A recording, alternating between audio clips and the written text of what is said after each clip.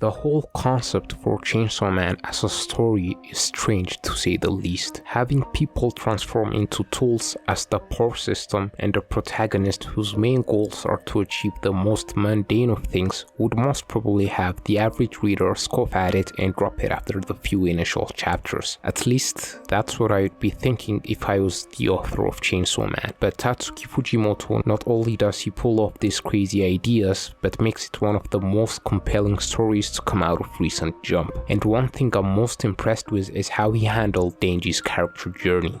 Denji is a man who has low self-regard due to his circumstances. He eats cigars just for little sums of money, and his goals in life are doing things that are the norm for everyone, like eating jam and stuff that are similar to that ilk. And that alone makes him different from many other shonen protagonists, cause writing a protagonist like that, one with no interesting motivations, might prove to be detrimental. Take other shonen protagonists for example. We have Luffy, the man who wants to be the Pirate King, Naruto, who wants to become the Hokage, Asta, the Wizard King, and Deku, the #1 hero. Characters with clearly defined goals right from the outset. Even among the darker shonens like Jujutsu Kaisen and Attack on Titan, which are more tonally closer to Chainsaw Man than the aforementioned ones, have a main character that is incentivized to accomplish a said goal. The darker shonen protagonists usually don't have a goal that is set in stone like the lighthearted ones mainly do. Instead, they are ever evolving as the plot requires them to. For instance, in Attack on Titan, Eren's first goal was to kill the Titans.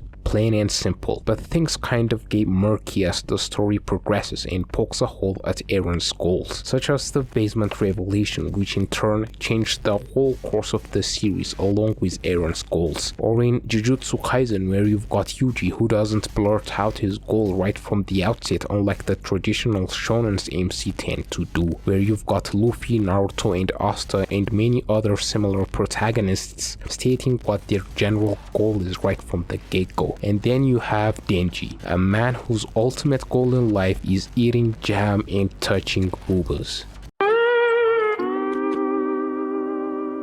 Now you may ask, how is Denji going to move the plot forward? Well, it actually turns out having a protagonist who is a blank slate provides way more avenues and freedom to explore different themes and adds a whole lot of intrigue and interest to where the story might go by playing off of different characters with different personalities. You've got Makima, who plays Denji for her nefarious objectives, the Power Denji duo who never disappoint when on screen, and Denji's many other interactions with side characters who Denji plays off of well, like Rise. But out of all this, it was following Makima's and Denji's relationship dynamic that interested me the most. After Denji's battle with the zombie devil had finished and he was about to pass out and got saved by Makima and she hugged him, that sealed his fate. Denji from then on was Makima's slave, and I know there are many degenerate Makima fans out there who think that's amazing, but man, did Makima put Denji through the ringer. You've got that time where Denji saved Power's cat and finally got to touch a girl's melons, and the whole experience was vapid for him, and tells Makima about his situation, which she takes the opportunity to make him into a more motivated servant for her by seducing him. Hell, she even assigned Power to be affiliated with Denji just so she could kill her after Denji becomes attached to her. There's nothing in this world that Makima wouldn't do to achieve her goals, and Denji just so happened to be in her way, because as Pochita befriending Denji when Denji had no one was a blessing for him. It also was the main factor Denji goes through so many tragedies, and the tragedy for Denji mainly came in the form of Makima,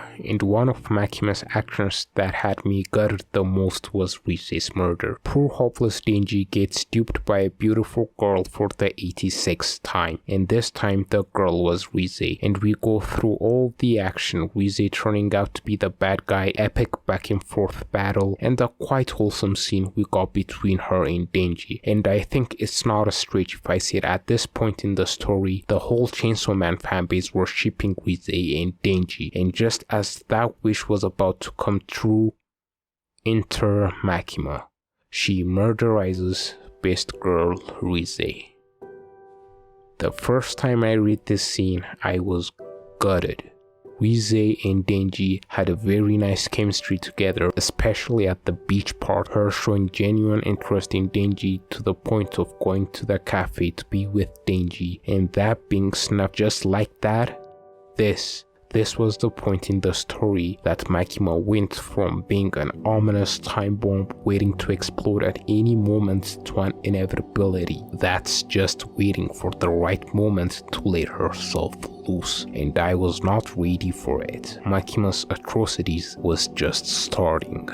Makima is an interesting villain. Her final goal in all of this is to create a world of peace where there's also no bad movies. And here's the thing about the way Tatsuki Fujimoto writes characters. They have little weird quirks that oddly makes them feel human, like how Makima genuinely enjoys movies, which makes me question the scene where she and Denji went to the cinema for a date and she was showing all those human emotions, and that is brilliant because it makes her feel more sinister as a villain, because I suspect that the reason Makima was able to do such horrible things to people she was associated with was because as a devil she is callous and regard humans as insects or something similar. But no, she, like some devils have shown, can empathize and feel all sorts of human feelings, but regardless she goes on to absolutely betray all her associates